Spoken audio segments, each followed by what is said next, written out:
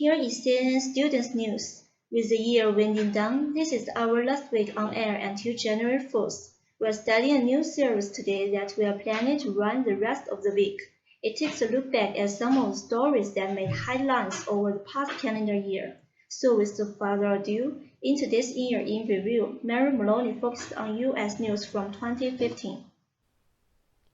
This was a tragically recurring thing during 2015, cross-freeing another mass shooting from a military center in Chattanooga to a college campus in Rosberg, Oregon, then a mass shooting at a health center in San Bernardino that authorities say may have been inspired by ISIS.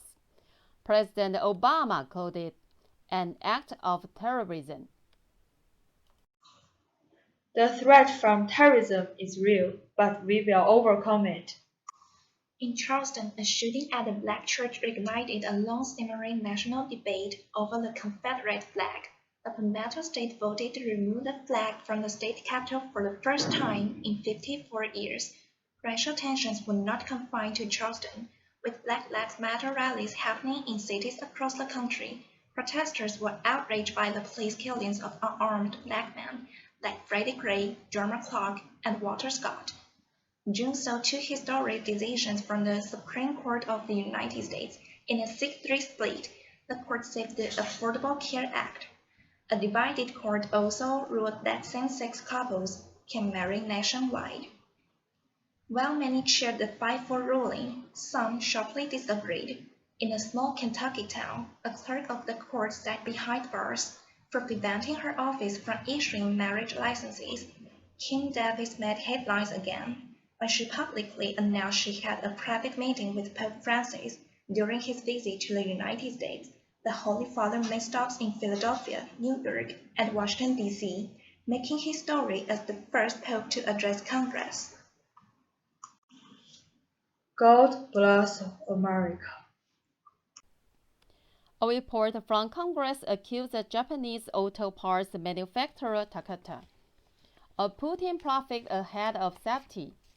Takata disputed the report's conclusion, saying it had a number of inaccuracies, but the company's faulty airbags resulted in a huge recall affecting 34 million cars, and New England rocked the sports world in January when the Patriots were accused of using under-inflated balls to win a playoff game.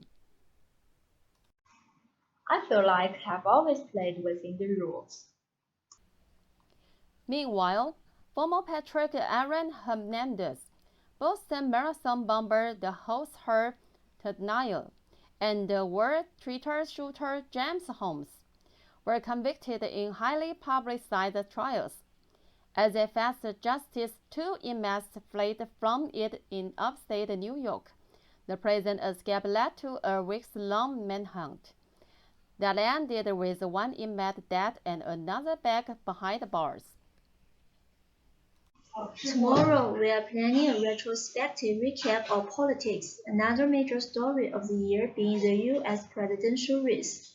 The 15th is Colorado presidential election, so the next one isn't until November 8th of next year, but campaign season's in full swing. There's Democratic debate scheduled for Saturday night. The next Republican debates are set for tonight on CNN. What are the moderators doing to prepare for it?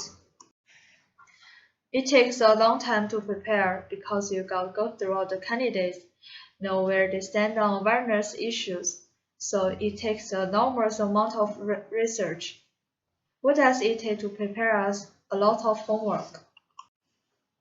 By the time you get to debates, it means that the campaign has been up and running for a while.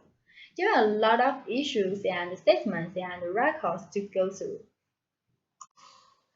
There's a whole team at CNN working on this. We have an unbelievable research team here at CNN. I'll give them applause. I try to know as much as I can and be armed with as many facts and as much information as possible. So that you're ready with smart questions, you're ready to fact check on your feet if necessary, but then also don't overdo it. You want to go into a debate at moderate, basically knowing where all of these candidates stand on the most important national security issues, the most important domestic issues. I like to take a look at some of the best moments in Paris debates, learn from my colleagues, see how they went, see how they handled it, and I think that's just a useful experience. And then a lot of that stuff gets changed at the last second or even during the debate. The ebb and flow of it.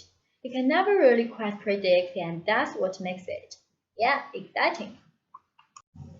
Your goal is to help make the voter out there a little bit smarter on where these candidates stand. Your preparations should include almost a memorization of big moments.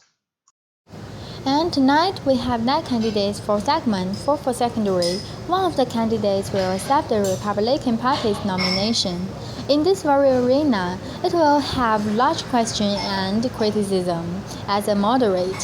How to keep the fairness and give everyone the chance to describe themselves is a great challenge. Tonight's Republican debate will start at 6:30 p.m. Thank you for taking time for CNN News.